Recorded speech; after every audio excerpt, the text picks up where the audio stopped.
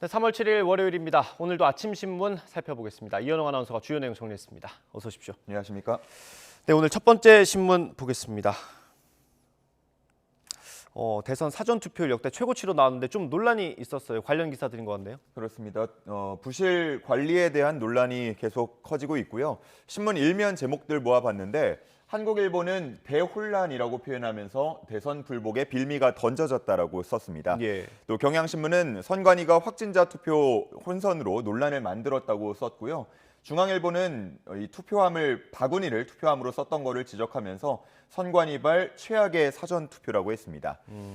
기사로 접하신 분들 많으실 것 같은데요. 어떤 논란이 있었는지 조선일보가 사진과 함께 정리한 내용이 있었습니다. 차례로 보면요. 이 부산과 제주 그리고 경남 창원의 사진입니다. 예. 주차장이나 실외처럼 이 장소도 문제가 됐지만 특히나 투표함이 어울리지 않았는데 택배 상자라던가 아니면 가방이 투표 용지로 동원됐습니다. 이거 말고도 쇼핑백이나 비닐봉지 등에 담겨 있는 모습이 보도되기도 했었죠. 투표용지를 넣을 때에도 본인이 직접 넣는 게 아니라 선거사무원이 수거해가면서 논란이 되기도 했습니다. 또 일부 지역에서는 이미 기표된 투표용지가 배부되는 사례도 확인이 됐죠. 이런 거에 대해서 선관위는 단순 실수라거나 관련법에 따랐다라고 해명을 했는데 특히 부정은 없었다라고 강조했습니다. 일부 신문들은 후보들의 지지율이 박빙으로 흐르고 있는 만큼 이번 논란이 더 커질 수 있다고 보고 있었습니다.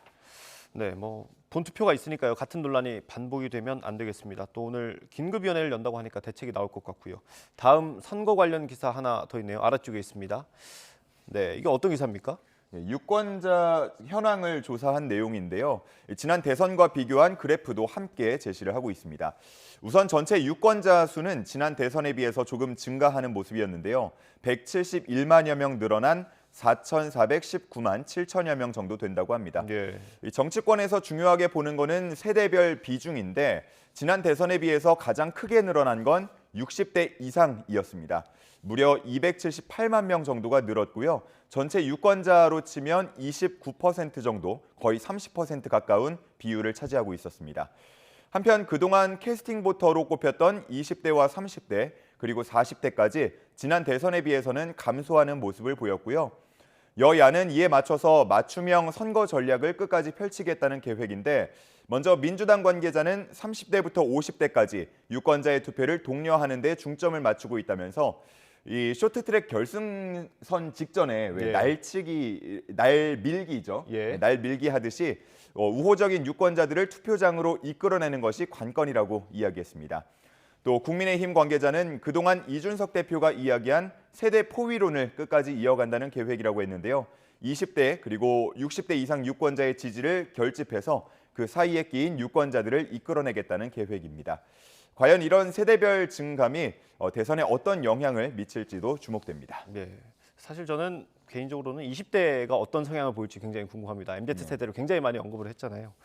네, 다음 산불 상황 보겠습니다. 예, 사진이랑 같이 실렸는데 피해 현장 르포 기사가 좀 있더라고요.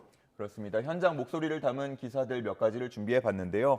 오늘 신문 일면에 피해 상황도 보여주는 사진도 담겨 있었고 이런 사진을 볼 때 마음이 정말 아프다라는 반응들 나오고 있습니다. 네. 한겨레 신문 먼저 보면요. 경북 울진 산불 사진이 실려 있었고 그 아래 주민 인터뷰도 담겼습니다. 집도 축사도 모두 타버렸다라고 했던 소를 기르던 주민의 절망스러운 목소리도 있었고요.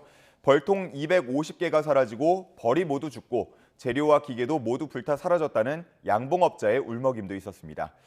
경향신문에는 검게 그을린 주택 사진이 있는데 감히 그 절망스러운 마음을 공감할 수 없는 그런 모습이었고요. 또 대를 이어서 100년 넘게 살아온 집이 사라지는가 하면 도깨비 불 보듯이 무서웠다. LNG 기지가 터질까 조마조마했다라는 반응들도 있었습니다. 네, 오늘 신문 기사들에 비슷한 사진이 많았는데 특히 어르신들이 좀 많이 피해를 입으신 맞습니다. 것 같더라고요. 굉장히 안타까웠습니다. 오늘 진화 자국이 좀 속도를 냈으면 좋겠고요. 다음 우크라이나 상황 좀 보겠습니다. 저도 이 사진 봤는데 폭격으로 다친 아이를 지금 안고 가는 아버지 사진이죠. 그렇습니다. 지금 가장 크게 실려 있는 사진을 먼저 보면 민간인 피해를 대표적으로 보여주고 있습니다. 이 합의를 하지 않았습니까? 민간인 예, 대피를 통로를, 돕겠다고. 예. 근데 약속은 지켜지지 않았고요. 또다시 폭격이 시작이 된 겁니다. 이 남성이 어떤 보자기 같은 거를 안고 있는 모습이 있죠. 자세히 보면 조그마한 손이 나와 있는 걸 볼 수 있는데요.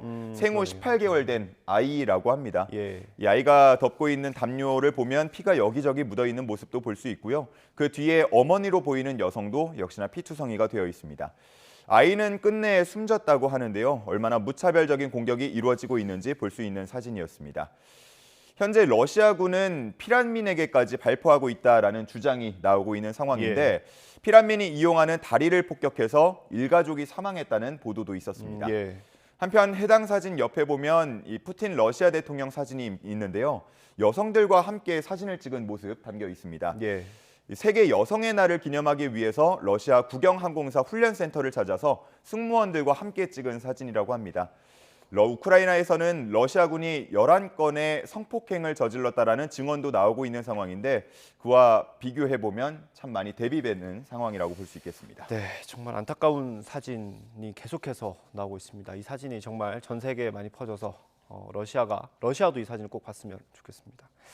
다음 우크라이나 상황 하나 더 볼 텐데 이거 언뜻 보기에는 무슨 사진인지 잘 가늠이 안 됩니다. 어떤 겁니까? 예, 이게 어떤 사진이냐면 우크라이나 제2의 도시로 부르는 하르키우 그 위성으로 찍은 사진입니다. 위성 사진. 예, 눈이 소복히 쌓여 있는데 자세히 보면은 검은 점들이 좀 보이실 겁니다. 예. 폭격으로 생긴 웅덩이의 모습인데요. 상당한 폭격이 가해졌다라는 걸 확인할 수 있었습니다. 예. 이외에도 러시아 군용 차량이 이동 중인 모습이라던가 무너져 내린 교량 등이 위성 사진에 찍혔다고 합니다.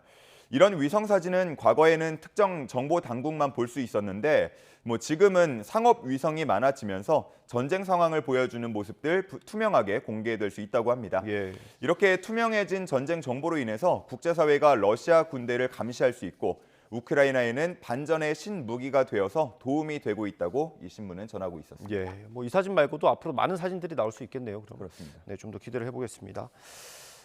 이번 전쟁이 지금 경제에도 미친 영향이 굉장히 큰데 오늘 러시아 ETF 거래가 정지된다고요? 그렇습니다. 우리나라 상황인데요. 러시아 증시 상황을 반영하는 ETF가 이제 러시아 주식들의 가치가 사실상 영원으로 수렴하면서 네. 문제가 발생하게 됐습니다.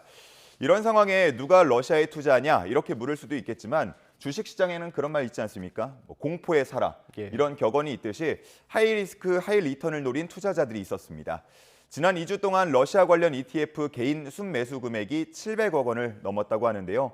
거래 정지를 넘어서 상장 폐지 가능성도 이야기되고 있는 상황이라서 만약에 정말 그렇게 되면 일부 투자자들의 손실이 불가피해질 것으로 전망되고 있는 상황입니다. 네, 역시 주식은 신중하게 하는 게 좋겠죠. 마지막 기사 보겠습니다. 최근에 나온 삼성 스마트폰인 것 같은데 어떤 내용입니까? 예, 공개되기 전에는 상당히 많이 그 기대를 모았었는데 예. 지금 제목 보시면 아시겠지만 청원이라던가 퇴출, 논란 이런 단어들 포함이 되어 있습니다. 예. 좋은 소식은 아닌 듯하죠. 삼성전자가 최근에 스마트폰 신작을 내놨는데 GOS와 관련해서 논란이 커지고 있습니다. 네. 이 GOS가 어떤 거냐면 좀 쉽게 얘기해서 발열 제어 등 안전성을 위해서 스마트폰의 성능을 고의로 저하시키는 겁니다. 그러니까 최신형이라고 성능이 좋다고 홍보를 했지만 실제로는 그 기능을 다 사용할 수 없도록 설정을 해둔 것입니다. 예. 그러다 보니까 허위 광고 아니냐, 소비자 기만 아니냐 이런 반응들이 나오고 있는 상황이고요. 이 논란은 국내 소비자뿐 아니라 해외로도 번지고 있습니다. 전자기기 평가 사이트인 긱벤치라는 곳이 있는데 여기서 이번 삼성전자 스마트폰 신작을 포함한 4종을 평가 목록에서 제외하겠다고 밝히기도 했습니다. 예. 이렇게 논란이 커지면서 삼성전자 측은 GOS 기능을 선택 사항으로 바꾸겠다라는 입장을 밝혔지만 돌아선 소비자 마음을 다시 잡을 수 있을지 미지수라는 이야기가 나오고 있습니다. 예, 소비자 입장에서는 사실 삼성의 해명이 잘 납득이 안 되는 부분이 있기도 합니다. 황당하겠죠. 네, 오늘 말씀 여기까지 듣겠습니다. 고생하셨습니다. 감사합니다.